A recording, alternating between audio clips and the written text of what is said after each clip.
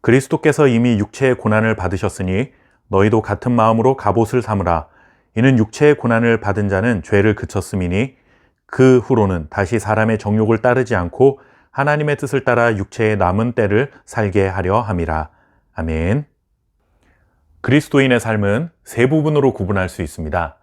첫째는 예수님을 만나기 전에까지의 삶, 둘째는 예수님을 만난 후부터 다시 오실 주님을 만나게 될 그날까지의 삶, 그리고 셋째는 다시 오실 주님을 만난 그 이후에 새하늘과 새 땅에서 그분과 영원히 함께하는 삶, 이렇게 구분할 수 있습니다. 베드로가 세상에 흩어진 교회에 대하여 전해주고 있는 말씀도 마찬가지입니다. 살아있는 소망을 만나기 전의 삶, 그리고 살아있는 소망을 품고 살아가는 삶, 그리고 마침내 그 소망의 실체를 만나는 그 이후의 삶, 이렇게 명확하게 세 부분으로 구분하고 있습니다. 그렇다면 지금 이 세상에서 살아가고 있는 이 땅의 모든 교회와 성도들은 바로 두 번째 기간을 보내고 있는 것이라 할 수 있습니다. 이미 주님을 만났고 다시 오실 주님을 만나기 위해 인생의 항해를 하고 있는 나그네와 같은 존재가 바로 우리 그리스도인들입니다. 신앙생활은 이렇게 말할 수 있겠죠. 가야 할 분명한 목적지가 있는 인생, 혹은 가야 할 방향이 명확하게 정해진 인생이라고 말입니다. 이렇게 목적지가 분명하고 가야 할 방향이 명확하다는 것은 곧 지금 살아가고 있는 세상에서의 삶이 우리의 궁극적인 목적지가 되어서는 안 된다는 의미입니다. 그저 예수님을 믿고 이 땅에서 복받고 잘 되는 것이 전부가 아니라는 것이죠. 그것은 예수님을 믿고 난 후에 새로운 삶을 얻게 된 것에 만족하고 현세의 삶에 안주해버리는 것과 마찬가지입니다.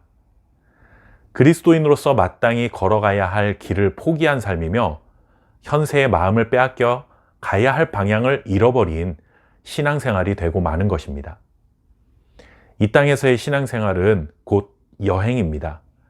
하나님께서 약속하신 영광스러운 목적지에 이르기까지 계속해서 이동해야 하는 여행자, 그들이 곧 성도입니다. 가야 할 방향이 결정되었다면 그 방향에 맞는 길을 가야 합니다. 부산이 목적지인 여행을 떠났다면 부산을 가는 기차를 타야만 하는 것처럼 말이죠.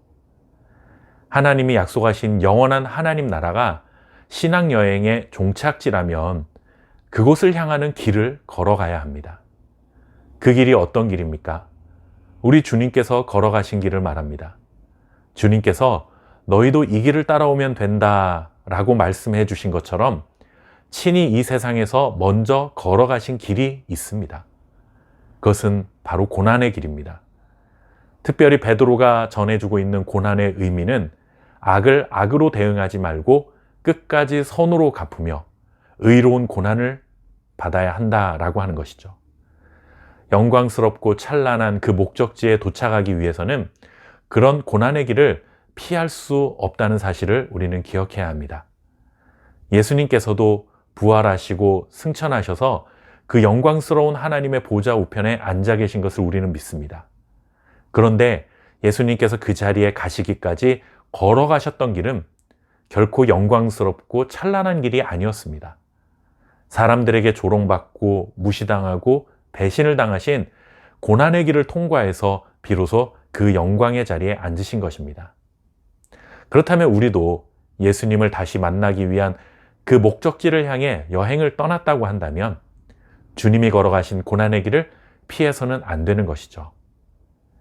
그래서 베드로는 2절 말씀을 통해 사람들의 정욕을 따르지 말고 하나님의 뜻을 따라 육체에 남은 고난의 때를 살아야 한다 하고 가르치고 있는 것입니다. 세상이 가는 방향과 교회가 가는 방향은 다릅니다. 모두가 오른쪽을 향해 가고 있는데 혼자 왼쪽을 향해 가는 것은 정말 대단한 용기가 필요합니다. 그러나 왼쪽으로 가야만 하나님이 약속하신 목적지에 도착할 수 있다면 아무도 가지 않는 그 길을 가야만 합니다.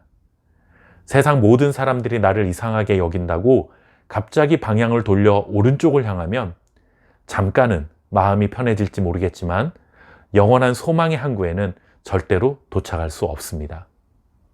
우리가 그토록 만나고 싶어하는 주님의 얼굴을 볼 수 없는 것이죠. 나는 어떤 길을 가고 있는 성도입니까? 나는 누구를 닮아가는 성도입니까? 세상이 우리를 보고 너희는 세상과 참 다르다, 굉장히 낯설고 이상하다 라고 말하는 소리를 들어야 합니다. 만약에 주님께서 우리를 보시며 너희는 세상과 참 비슷하다, 그래서 너희가 낯설고 이상하다 라고 말씀하시는 소리를 듣는다면 그것은 정말 큰일인 것입니다. 세상 속에서 주님의 길을 따라 고난의 길을 가며 주님을 닮아갈 수 있기를 바랍니다. 그래서 세상으로부터 너희는 참 낯설고 이상한 사람들이야 라는 이 말을 들을 수 있는 저와 여러분 될 수 있기를 바랍니다. 감사합니다.